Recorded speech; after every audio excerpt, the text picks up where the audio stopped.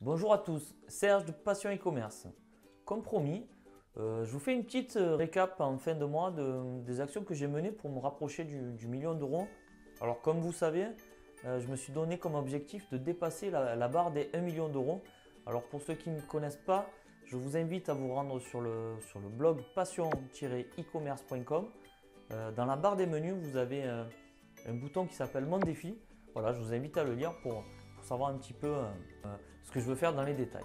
Donc, pour en revenir à nos moutons, qu'est-ce que j'ai mis en place ce mois-ci pour atteindre une augmentation quand même de 30% sur le chiffre d'affaires. 30% c'est quand même pas négligeable. Je suis super content du rendu qu'il y a eu et voilà, je voulais partager ça avec vous. C'est parti.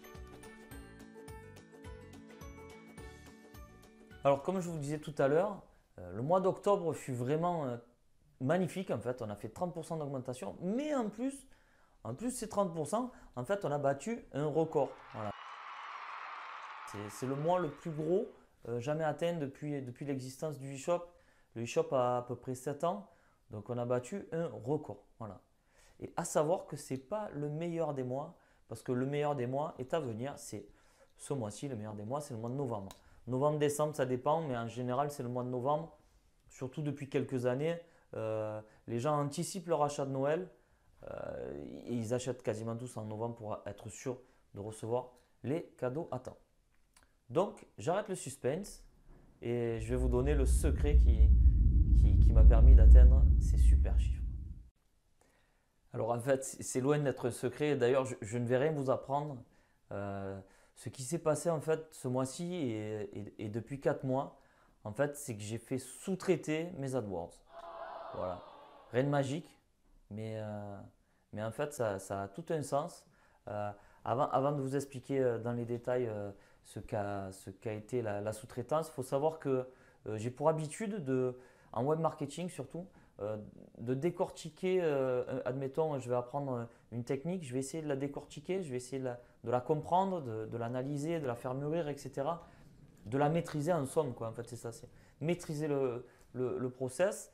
Et une fois que j'atteins une certaine expérience, soit je fais sous-traiter parce que j'y trouve plus mon intérêt, je trouve qu'il n'y a plus de valeur ajoutée, ou soit je continue à le faire parce qu'il y a une réelle valeur ajoutée et il faut maintenir ça, donc je le garde.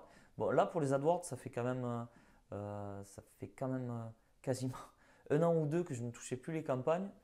Il y a eu des années où, ouais, plus de 2 ans, oui, si je ne dis pas de bêtises, où je travaillais quasiment toutes mes demi-journées sur les AdWords.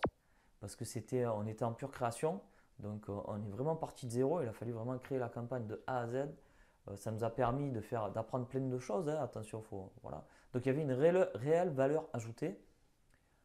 Cependant, au jour d'aujourd'hui, les campagnes ont à peu près 4 ans, donc elles sont mûres. Il fallait juste peaufiner, améliorer certaines enchères, supprimer quelques mots-clés, mais c'était vraiment dans le détail. Et cette chose-là, c'est vrai que je l'ai laissé complètement tomber. Et le fait d'avoir fait sous-traiter cette partie a fait qu'on a augmenté énormément le trafic. En fait, on avait atteint un plafond en termes de trafic AdWords, trafic payant donc, et la sous-traitance a réussi à amplifier le trafic. Pour vous raconter les détails, je vais vous l'expliquer à travers une anecdote. Donc j'étais en train de discuter avec un collègue e-commerçant autour d'un pastis. Vous savez que je viens de Marseille et qu'à Marseille, c'est un petit peu traditionnel de boire des pastis à l'heure de l'apéro. Donc je lui explique grosso modo, voilà, j'ai un budget mensuel qui est aux alentours des 7 000 euros. Euh, euh, j'ai un coût d'acquisition qui peut aller jusqu'à 20 euros. Donc pour vous, peut-être ça paraît énorme d'avoir un coût d'acquisition à 20 euros. Donc dans mon secteur d'activité, je peux me permettre de dépasser cette somme parce que de une, le panier moyen nous le permet. On est à peu près à 75-80 euros de panier moyen, donc ça reste rentable. Et en plus de ça, nos clients sont fidèles, donc on se rattrape toujours sur la deuxième commande. Euh, et puis voilà, c'est rentable. Dans tous les cas, on a fait les calculs, c'est rentable. Donc je lui explique ça, donc qu'on a un budget de 7 000, qu'on a un taux d'acquisition qui est aux alentours des 20 euros et qu'on a atteint un plafond et qu'on aimerait dépasser un petit peu augmenter ce budget, augmenter les ventes, quoi. Et je lui explique ça euh, normalement. Et lui, il me dit, ben, écoute, oui, ok. Alors, il m'a pas donné le budget exact qu'il attribuait à ces sites, mais il m'a expliqué qu'en fait, lui, dans son secteur d'activité, le coût d'acquisition ne devait pas dépasser 3 à 4 euros. Voilà, alors je vous laisse imaginer ma réaction. Je me dis, mais qu'est-ce que tu me racontes? 4 euros, comment tu fais pour travailler avec un coût d'acquisition à 4 euros? Il doit avoir des CPC super bas qui doivent être aux alentours de 0,10. Et moi, dans mon secteur d'activité, si je mets des coûts à 0,10, ça ne convertit pas. Et il m'explique ça, donc moi je le regarde, je suis quand même assez dubitatif. Ouais. Et il m'explique que, en fait, lui, le million d'euros, il a dépassé, ça fait un petit moment, qu'il ne travaille que avec les AdWords et que son référencement naturel est quasiment nul. Donc, comment te dire? Voilà, je reste un peu bouche bée et je me dis, bon, bah, écoute mon coco, on va voir si tu peux regarder un petit peu nos campagnes dans les détails et si ça t'intéresse, ben, pourquoi pas. Et bien évidemment, il m'a dit oui. Et en fait, le travail a été fait sur 4 mois. Premier mois, il a un petit peu regardé ce qui se passait, il a un peu amélioré certains trucs, etc. Et en fait, là, vraiment, le résultat a été flagrant là sur le mois d'octobre, où comme je vous disais, plus 30% sur un mois d'octobre, c'est vraiment pas mal. Donc super content quoi.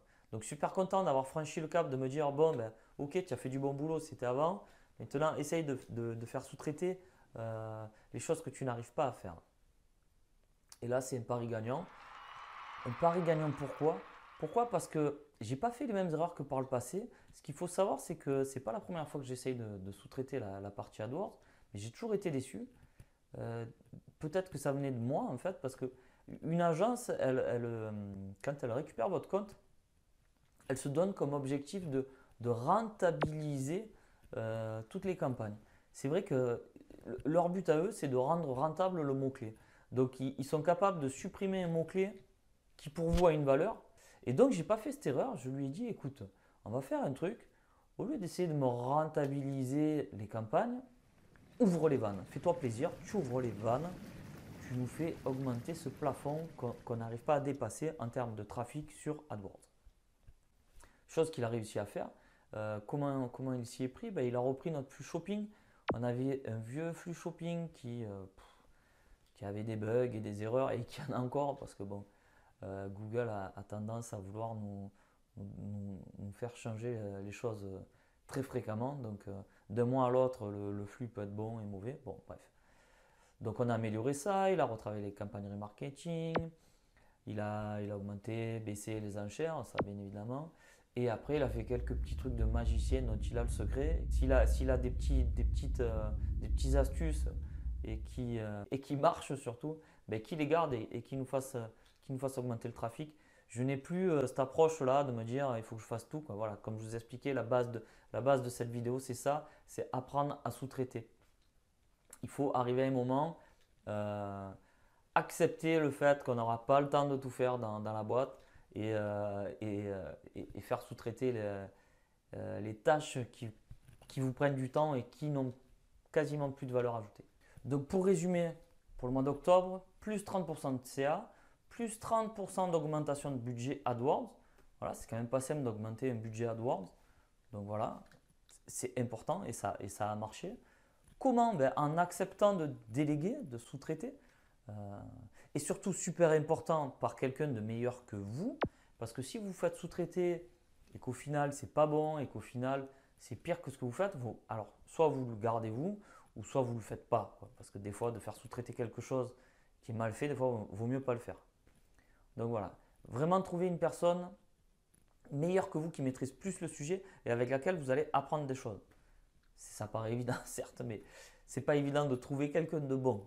Des fois, il faut creuser. Regardez, moi, c'est la 3e tentative sur la sous-traitance des AdWords. Et là, pour l'instant, je suis content. Alors, c'est récent, certes, mais bon, on est quand même arrivé à faire ce truc. Donc, c'est pas simple. Faut pas croire que vous allez trouver le sous-traitant de suite.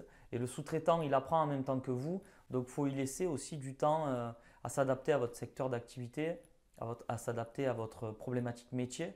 Donc il y a une temps d'adaptation, autant pour lui que pour vous. Et après, sur le long terme, si vous avez quelqu'un avec qui vous avez confiance, ben, c'est parfait, c'est que vous avez gagné le pari. Voilà. Attention quand même, qui dit sous-traitance ne dit pas, bon, ben, c'est fini, je ne fais plus rien, je sous-traite tout. Bien évidemment, il faut quand même maîtriser le budget, on y va par étapes. Quand on choisit un sous-traitant, comme je vous dis, ça prend du temps. Donc, on passe un petit peu de temps avec lui, on regarde si les budgets ça passe, etc. Parce que ce n'est pas parce qu'on sous-traite que d'un seul coup, on va avoir beaucoup plus de temps. Quand vous sous-traitez ou déléguez, d'ailleurs, c'est la même chose, ça prend quand même du temps. Avoir plusieurs sous-traitants en même temps, après là, vous passez chef d'équipe, quoi. Donc, chef d'équipe ou chef de projet ou comme vous voulez, mais il va falloir passer du temps avec l'un, avec l'autre. Et tout ce temps réuni, ben, finalement, voilà, c'est un petit peu compliqué. Donc moi, ce que je vous conseille, c'est de prendre un sous-traitant, de prendre le temps avec lui, de voir ce qu'il fait, de vous mettre d'accord. Et une fois que ça roule, de prendre un autre projet. À partir de maintenant, je vais me donner comme obligation où je vais carrément m'imprimer sur un papier, me le mettre en gros. Si c'est important et que tu n'as pas le temps de le faire, fais-le sous-traiter. Voilà. Fais-le sous-traiter si c'est important. Voilà. Après, qu'est-ce qui est important? Ça, c'est la question. Moi, je sais ce qui est important pour mon e-shop. Par exemple, ça fait un moment que je parle de passer du temps sur les pubs Facebook. Alors, j'ai un petit peu bidouillé et tout, c'est vrai, mais bon, j'ai pas pris le temps. Bon, ben ça fait partie d'un truc que je pourrais sous-traiter. Alors, bien évidemment, le décortiquer, apprendre à comment ça marche dans les grandes lignes et après le faire sous-traiter. Dans l'exemple, ça fait des années qu'on parle de faire un catalogue papier. Alors, je peux le faire moi parce que j'ai une formation de graphiste, mais j'ai pas trop le temps. Et est-ce que c'est important? Si c'est important, oui, ben alors le faire sous-traiter. Ça va prendre du temps d'expliquer au graphiste ce qu'il faut faire et tout. Mais une fois que c'est fait, ça, il ira jusqu'au bout du projet. Alors que moi, ben, en fait, je ne l'ai même pas commencé. Donc les annonces presse. Il y a plein de projets en fait dans ma tête que je n'ai pas le temps de réaliser. Et grâce j'ai eu un petit déclic avec ce collègue du e-commerce et je me dis, ben voilà, en fait, tout est ouvert, quoi. Il suffit d'un petit peu de budget et après on peut élargir tous les champs sont possibles. Bref, voilà.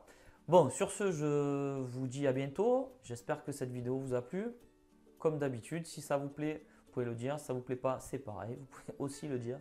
Moi, je vous invite sur une prochaine vidéo à la fin du mois de novembre. Là, on va attaquer le mois de novembre, gros mois de novembre. J'espère que pour vous aussi, ça va être une grosse période. Donc, bon courage à tous et je vous dis à bientôt. Allez, ciao.